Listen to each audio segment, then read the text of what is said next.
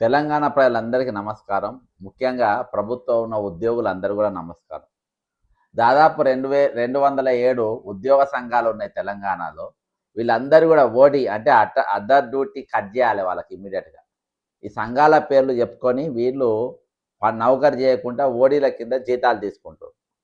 అసలు వీళ్ళకి ఓడీలు ఎందుకియ్యాలే? వీళ్ళు సంఘం పని ఏం చేస్తుండ్రు? ఉద్యోగుల పని ఏం చేస్తుండ్రు? ఉద్యోగులను ఎక్కడిదాకా ఆదుకున్నారు?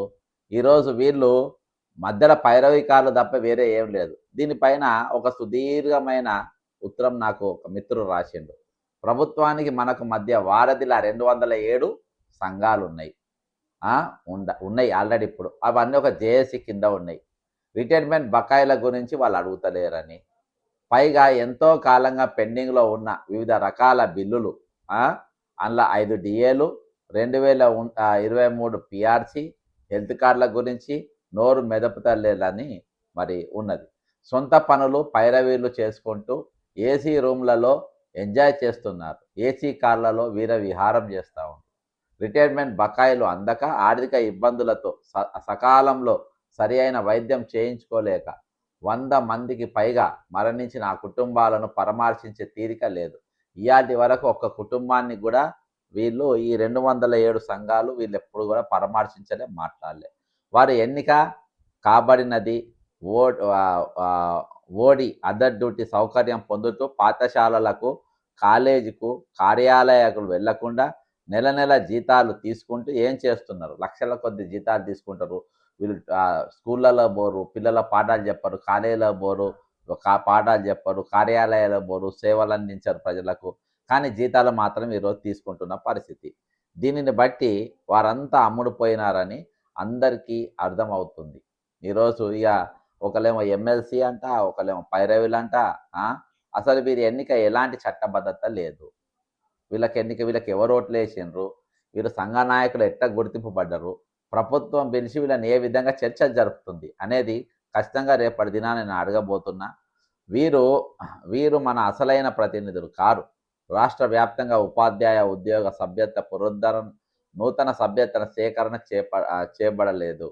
ఎలాంటి ఎన్నికల నోటిఫికేషన్, విస్తృత ప్రచారం, ఎన్నికల అధికారులు, నామినేషన్ల స్వీకరణ, పరిశీలన, ఉపసంహరణ ప్రక్రియ అనేది ఎక్కడ కూడా జరగలేదు. ఔత్సాహికులకు పోటీ చేసే అవకాశం ఇవ్వబడలేదు. తెలంగాణ వచ్చిన తర్వాత అనుకూలమైన వారు భజన పరులు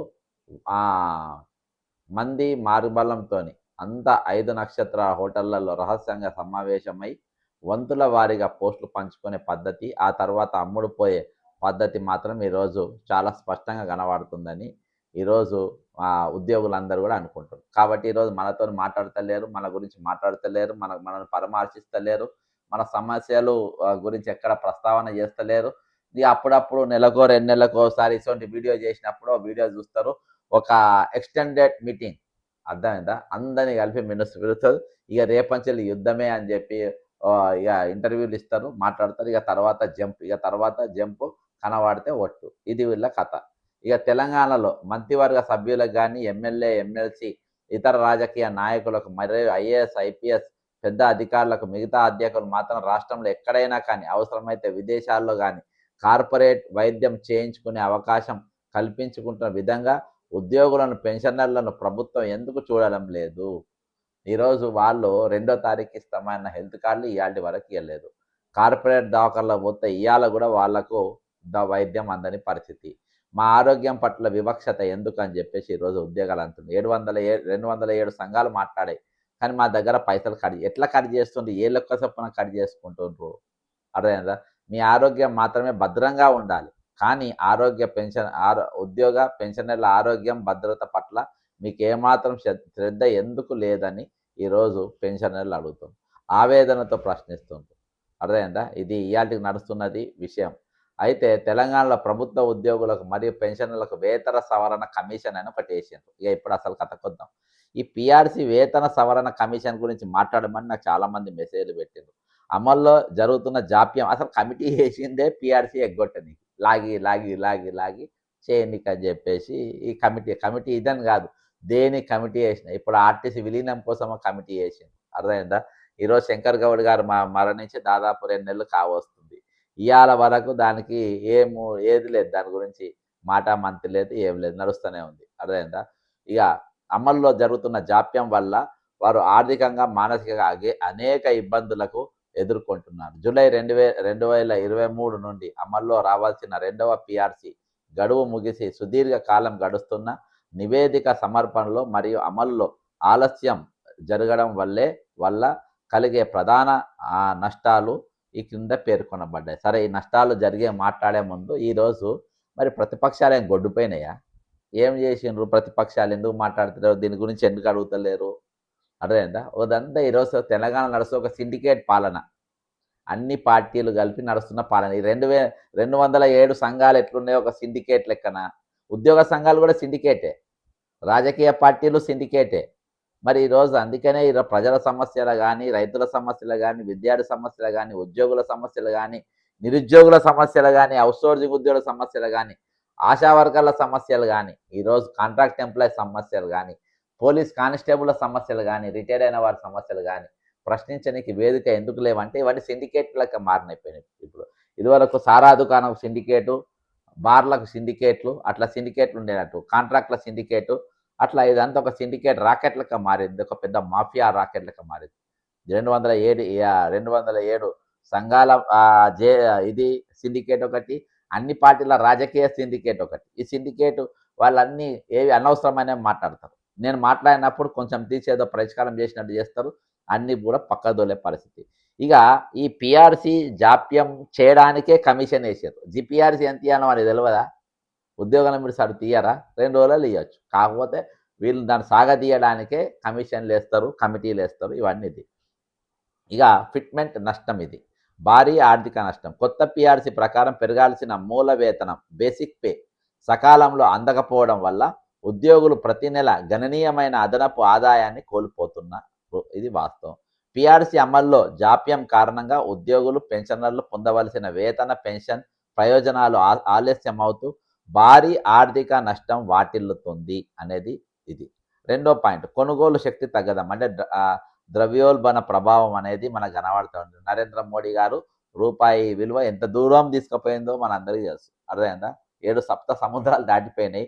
ఇక నేడో రేపో 100 రూపాయలకు వస్తుంది. అర్థమైందా? కాబట్టి నిత్యావసర వస్తువులు, దీనివల్ల నిత్యావసర వస్తువులు, విద్య, వైద్యం, గృహ వ్యయాలు, తదితర ఖర్చులు గణనీయంగా పెరిగాయి. జీవన వ్యయానికి అనుగుణంగా వేతనాలు సవరించకపోవడం వల్ల ఉద్యోగుల వాస్తవ కొనుగోలు శక్తి తగ్గి కుటుంబాలపై అదనపు ఆర్థిక భారం పడుతుందన్నది ఈరోజు జగమెరిగిన సత్యం. అలవెన్స్ నష్టం, హెచ్ఆర్ఏ మరియు ఇతర జీతభత్యాలు, పిఆర్సితో పాటు ఇంటి అద్దె హెచ్ఆర్ఏ, ఇప్పుడు అలవెన్స్ల నష్టం అనేది హెచ్ఆర్ఏ మరియు జీతభత్యాలు మనందరూ తెలుసు. దీని మీద సిసి అంటే సిసి అలవెన్స్ వంటి ఇతర భత్యాల నుంచి సవరించబడాల్సి ఉంటుంది. పిఆర్సి అమలులో జాప్యం కారణంగా ఉద్యోగులు పెరిగిన జీవన వ్యయానికి అనుగుణమైన భత్యాలను పొందలేకపోతున్నారనేది ఈరోజు ఉద్యోగుల వాళ్ళు పడుతున్న బాధ. పదవి విరమణ చేసి ఉద్యోగులకు తీవ్ర నష్టం. ఇక ఏది చేయబోయేటోళ్లకు, చేసినోళ్లకు. పిఆర్సి అమలుకు ముందే పదవి విరమణ చేసిన ఉద్యోగులు ఎక్కువ నష్టపోతున్నారు. కొత్త వేతన శ్రేణుల ప్రకారం రావాల్సిన gratuity, pension, commutation, leave encashment వంటి పదవి విరమణ ప్రయోజనాలు పాత వేతనాల ఆధారంగా లెక్కింపబడటంతో గణనీయమైన మొత్తాన్ని కోల్పోయే పరిస్థితి ఏర్పడ్డది. ఆల్రెడీ కోకుండా కానీ ఇచ్చే పరిస్థితి లేదు, ఇస్తలేరు. అర్థమైందా? ఇక డిఏ బకాయిల ప్రభావం, పిఆర్సి జాప్యానికి తోడు ఉద్యోగులకు రావాల్సిన పలు కరువు భత్యం, డిఏ విడతలు కూడా పెండింగ్లో ఉండడం వల్ల ఆర్థిక ఇబ్బందులు మరింత పెరుగుతున్నాయి. దీని ప్రభావం ఉద్యోగుల నెలవారీ ఆర్థిక ప్రణాళికపై పడుతుంది. 6వ పాయింట్, పిఎఫ్, జిపిఎఫ్ మరియు ఇతర భవిష్యత్ ప్రయోజనాలపై కూడా ప్రభావం పడుతుంది. ఓకేనా? మూల వేతనం పెరిగితే దానికి అనుగుణంగా ప్రావిడెంట్ ఫండ్, పిఎఫ్, గ్రాడ్యుయేటీ మరియు ఇతర పొదుపు పదవి విరమణ ప్రయోజనాల విలువ కూడా పెరుగుతుంది. పిఆర్సి జాప్యం కారణంగా ఈ ప్రయోజనాల పెరుగుదల కూడా ఆలస్యం అవుతుంది.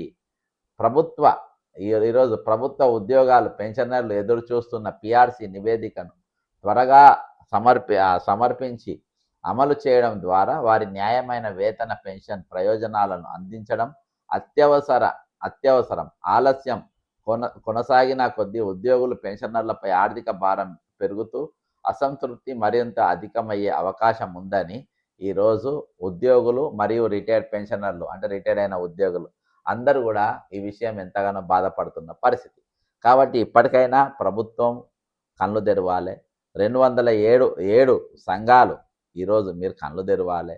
ఇవాళకెళ్ళి 12వ తారీఖుకెళ్ళి నేను ఏదైతే పెండవని అనుకున్నానో ఆ కార్యక్రమం ఖచ్చితంగా ఈరోజు మీరు చేపట్టాలి. కనీసం రేపటి దినాన వచ్చే నెలకెళ్ళైనా ఒక పెద్ద ఉద్యమం ఈ రాష్ట్ర మీ వ్యక్తిగత స్వార్థం కోసం, మీ వ్యక్తిగత లాభాల కోసం, మీ వ్యక్తిగత ప్రయోజనాల కోసం ఈరోజు బహుజనుల యొక్క ప్రయోజనాలను తాకట్టు పెట్టడం ఎంతవరకు సమంజసం అనేది ఆలోచన చేయాలి. భాగ్యనగర్ హౌసింగ్ సొసైటీ అక్కడ ఎక్కువ శాతం రిటైర్డ్ అయిన వాళ్ళు మరి వాళ్ళ దానికోసం వాళ్ళ భూముల కోసం ఎప్పుడో పైసలు కట్టారు. రాజశేఖర రెడ్డి గారు శాంక్షన్ చేసిన పైసలు భూములు ఇయాటికి వాళ్ళకి ఎందుకు ఇస్తలేరు? పోయిన 10 ఏళ్ళు కేసీఆర్ గారు ఇవ్వకుండా తప్పించుకున్నారు. మరి ఇప్పుడు ఆ జాగను ఎట్లయినా దొబ్బేయాలని చెప్పేసి కలెక్టర్ నారాయణ రెడ్డి గారు, రంగారెడ్డి కలెక్టర్ నారాయణ రెడ్డి గారితో కుమ్మక్కై ఈరోజు ఆ జాగలు వేరేళ్ళ గణపతి సొసైటీ ఏదో ఎవరికి అందియాలనే ఈరోజు వేషాలు వేస్తాను. ఏనాడో దాదాపు ఆ రోజు 2 లక్షల రూపాయలు వీళ్ళు కట్టే బదులు వాళ్ళకి ఏకంగా ప్లాట్లే వచ్చేటి అప్పట్లో. కానీ వాళ్ళు ఈరోజు ఆ నిండు వృద్ధాప్య మనుషులను ఈరోజు వాళ్ళు దీక్షలు చేస్తూ ఉంటే, ఆ నిరసనలు తెలుపుతూ ఉంటే మీకు ఎక్కడ కూడా సిగ్గు అనిపిస్తలేదా? కాబట్టి ప్రభుత్వం దాన్ని ఎవరికైతే ఇవ్వాలని కబ్జా చేయాలని ఆలోచన చేస్తున్న రేవంత్ రెడ్డి గారు దాన్ని ఉపసంహరించుకొని ఈరోజు మీరు వాళ్ళకి ఇవ్వాలి.